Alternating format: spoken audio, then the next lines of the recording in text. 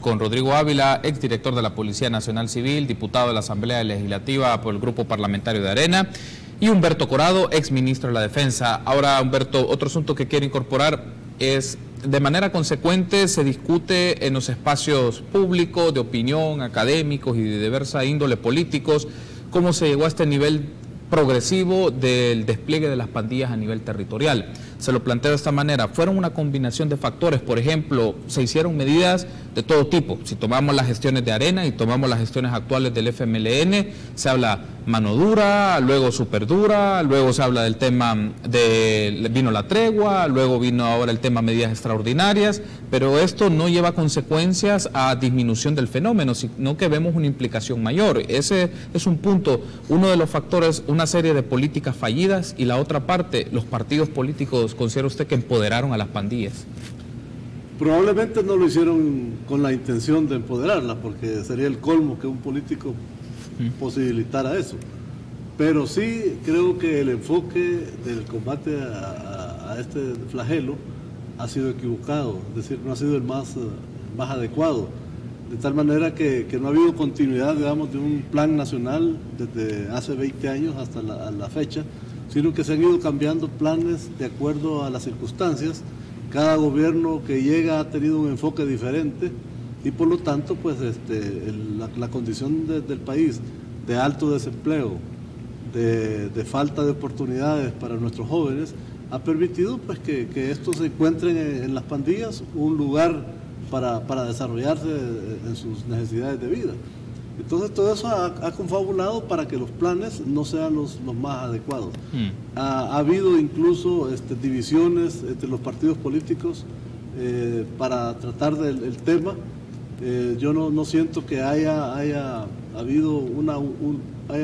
existido unanimidad en el enfoque del problema, que es primordial para poderlo combatir, y se han conformado con un plan que le llaman Plan El Salvador Seguro, en el cual pues está integrado por muchas personas, que algunas de ellas que creo que no tienen mayores conocimientos sobre el tema, y eso pues ha contribuido a que el fenómeno vaya creciendo en lugar de disminuir.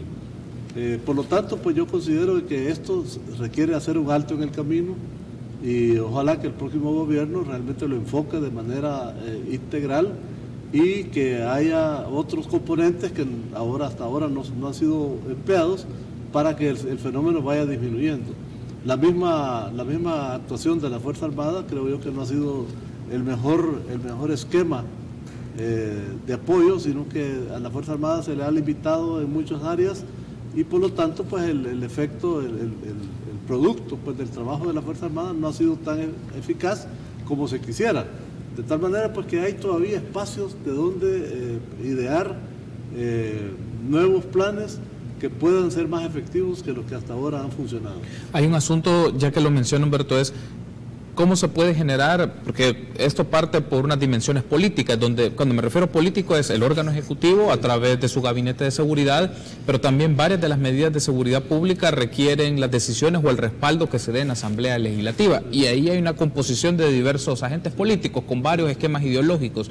El asunto es cómo se logra elementos de consenso sobre estrategias de seguridad pública efectivas. Lo planteo de esta manera porque ya que hizo la mención del Plan El Salvador Seguro, se menciona como algo que es una apuesta interesante. Es más, las distintas fórmulas han mencionado que hay elementos que hay que mantener para que se noten sus frutos, pero cómo se logran estrategias compartidas sobre un problema que es común, o sea, un problema que afecta a la ciudadanía en términos generales. Mire, en primer lugar, el presidente de la República, que es el conductor de la nación, es el primero que tiene que involucrarse, diseñar una estrategia nacional, y que los demás componentes, el órgano judicial, el órgano legislativo, la PNC, la Fuerza Armada, acompañen ese diseño de ese plan nacional, pero que se origina en la Presidencia de la República.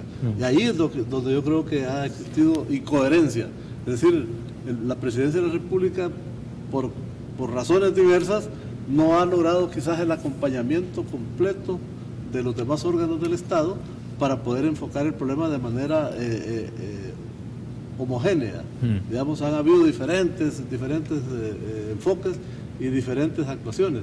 Por eso hemos visto lo que usted mencionaba, los planes diversos que se fueron produciendo en los diferentes gobiernos. De tal manera pues que yo creo que no ha faltado una política nacional antidelincuencial de largo plazo, en el cual todos los estamentos del Estado, y no solamente el Estado, sino que también la sociedad, nos incorporemos en esta lucha, porque tiene diferentes facetas. Yo considero de que dentro de todo ese montón de jóvenes pandilleros que accionan a diario en el país, deben haber muchas personas recuperables que requieren un tratamiento distinto, y probablemente hayan otros que sean casi incorregibles. O sea, la cuestión es bien variada y por lo tanto se requiere mucha creatividad y mucha decisión política para poder enfrentar el fenómeno. Uno de los aspectos que también le consultaba a Humberto, y me gustaría escucharle sobre esto, diputado Ávila, es el tema de si los partidos políticos empoderaron a las pandillas. Humberto nos menciona que no fue así, no era esa la intención, pero la realidad es que hace tiempo atrás se mostraron videos vinculados a gente del Partido Arena, de alcaldes y de personas que estaban en el ejercicio político, del FMLN, es decir, ahí estaban las muestras de los acercamientos de los partidos. Entonces por eso consulto si los partidos como tal empoderaron a las pandillas en el sentido de darles ese margen de acción y de maniobra para negociar, y eso se constituyó un elemento electoral, pero luego con la tregua salió un elemento de mayores dimensiones. Bueno, es que lo que le dio esa potenciación a las pandillas fue la tregua, precisamente. Y fue lo que hizo que algunos actores políticos, y voy a decirlo en Arena, en su carácter personal, no institucional, y en todos los partidos, a nivel de algunos esfuerzos políticos locales o de algunas instancias de los partidos a nivel local, tuvieron que sentarse para pedir, digamos, un respiro, para pedir paz, para pedir no violencia a estos grupos. Incluso hay gobiernos municipales en nuestro país que tienen que pedir permiso a las pandillas para poder realizar sus acciones de carácter, digamos, social. Los promotores municipales y los servicios públicos muchas veces tienen que pedirle permiso a los pandilleros para poder ingresar y realizar su trabajo en los cantones, en las colonias, en los barrios. Y eso se dio por el crecimiento que tuvieron las pandillas, no solo a nivel de visibilidad, sino que a nivel de organización, a nivel de territorialidad, precisamente por el tema de la tregua. Pero antes de eso, también de manera velada, se había tolerado que esa autoridad fáctica que las pandillas ejercían o siguen ejerciendo en el territorio creciera. Eso es triste. Ahora, hay que dimensionar las cosas aquí. No es lo mismo que un funcionario del gobierno central se siente con miembros de las pandillas para pedirle que coarten el libre ejercicio del sufragio para otros partidos y que se sumen al esfuerzo electoral de un partido, a que venga otro y les diga: miren, por favor, déjenos que vayamos a votar, déjenos que la gente se mueva, no ataquen los buses, no le quiten el DUI a la gente. O sea, son cosas bien distintas, y por eso creo que es totalmente injusto cuando viene alguien y dice: miren, es que los partidos están en la misma categoría. No, hombre, si aquí hubo funcionarios de un partido que se sentaron con los pandilleros para decirles: por favor, déjenos circular en paz, no es lo mismo que otros que les dicen: miren, les vamos a dar estas concesiones, y que no solo les dijeron se las vamos a dar, que es que se las dieron en los penales, les dejaron entrar wifi, les dejaron entrar tablets, les dejaron territorio a su suerte para que los pandilleros pudieran incrementar la extorsión. Le dijeron a los policías: aquí no entren, aquí no vayan. Las extorsiones se multiplicaron de esa forma, y artificialmente se bajaron los homicidios en algunos lugares por esa negociación bajo la mesa que se hizo, y que después, cuando la tregua ya no se pudo mantener, reventó y comenzó esa vorágine de homicidios que incluso llegó a cegar la vida de de cientos, ha cegado la vida de cientos de policías y miembros de la Fuerza Armada y sus familiares que han sido atacados como objetivos de terrorismo por parte de estos grupos. Entonces yo no pondría en la misma dimensión las cosas, pero al final aquí esto lo que requiere es que haya una atención integral, y en el plan de Carlos Calleja y de Carmen Aida Lazo existen 5 ejes principales. El primero es precisamente la atención integral a los territorios, que tiene que ver con la recuperación territorial, tiene que ver con el freno al reclutamiento de más miembros para estos grupos, y tiene que ver con el restablecimiento también de la Contraloría Social. El tema del uso de la tecnología, y hay un esquema dentro del plan que se llama Escudo Inteligente, que es precisamente el uso de la tecnología, la dignificación de los cuerpos de seguridad, en este caso del cuerpo de seguridad de la policía, y el apoyo a la Fuerza Armada, y ahí se habla del tema del bono, del restablecimiento del adiestramiento, el restablecimiento de la moral al interior de la policía, el tema de las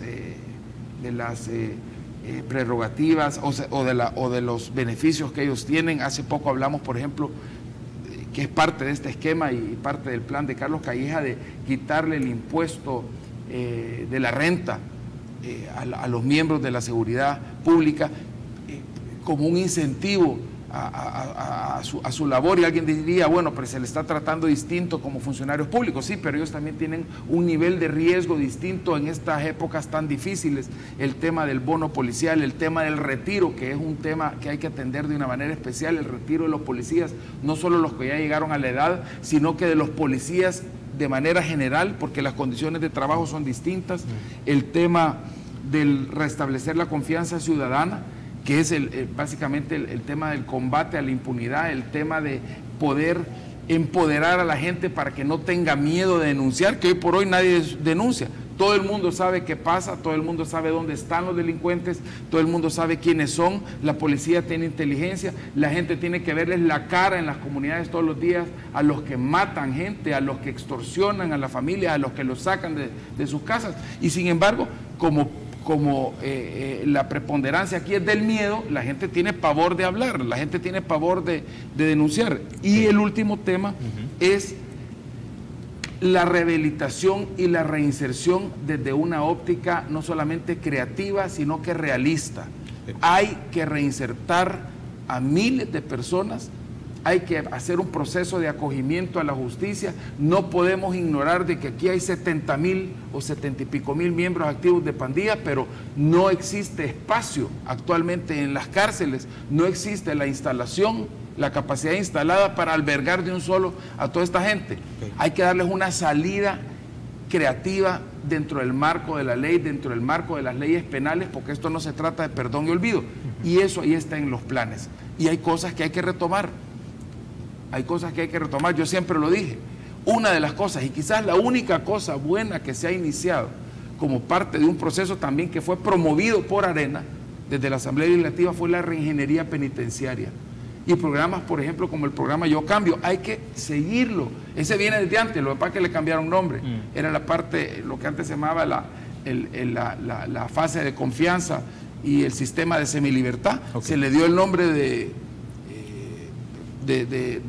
programa Yo Cambio. Eso es bueno, eso hay que seguirlo. La reingeniería penitenciaria, poner órdenes en las cárceles, eso está bueno y eso hay que seguirlo, pero hay otro montón de cosas que hay que cambiar. No se pueden seguir aquí con llamaradas de tuzas, con planes especiales, con unidades especiales y con un montón de cosas que son simplemente reactivas cuando suceden estas masacres, cuando suceden estos ataques y cuando suceden y se dan estos repuntes de violencia en nuestro país. Debo hacer una pausa. Al regresar, si les parece, hablemos un poco de este tema, de la articulación de aspectos sociales, de programas sociales con este campo de políticas de seguridad. Volvemos.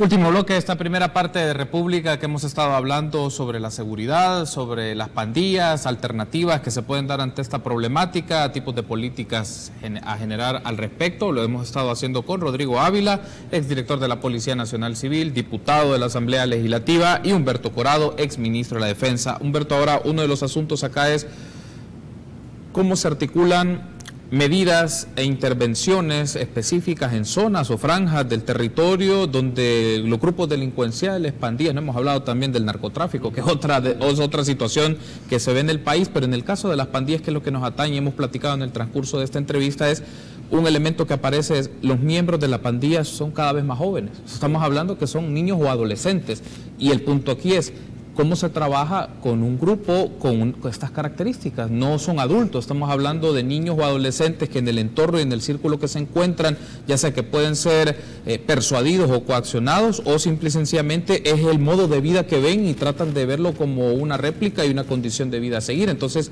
¿cómo se trabaja con un grupo así?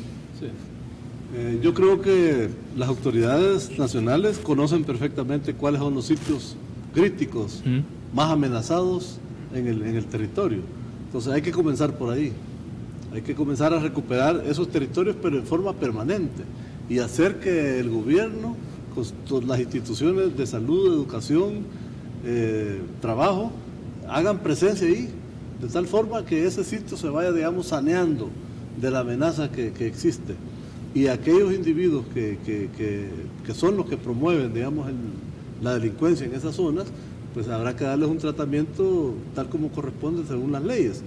Pero si no se recupera el territorio en esas áreas, es muy difícil hacer un trabajo social de recuperación de los más jóvenes, que podría ya, digamos, ahí incorporar las iglesias, el Ministerio de Educación, con todo su despliegue a nivel nacional, los centros educativos, deportivos, sociales, etc. Hay varias áreas que podrían participar en esta recuperación, pero es indispensable, primero, que el Estado se mantenga presente en esas áreas y que ejerza el control que corresponde a cualquier gobierno con sus autoridades policiales y militares. No es posible hacer ese trabajo social que usted menciona de forma ausente. El Estado tiene que estar presente con todas sus instituciones adecuadas para poder realmente comenzar a recuperar el territorio de manera gradual y progresiva. De otra forma, considero yo que cualquier esfuerzo no va a dar los resultados deseados. Un asunto también que me evoca de su intervención, Humberto, ¿es posible llevar en paralelo intervención territorial, despliegue territorial de la Policía Nacional Civil en este caso, con intervenciones sociales? ¿O es primero que se debe llegar al territorio, controlar el territorio y luego viene el tema social? ¿O se puede hacer en paralelo ambas?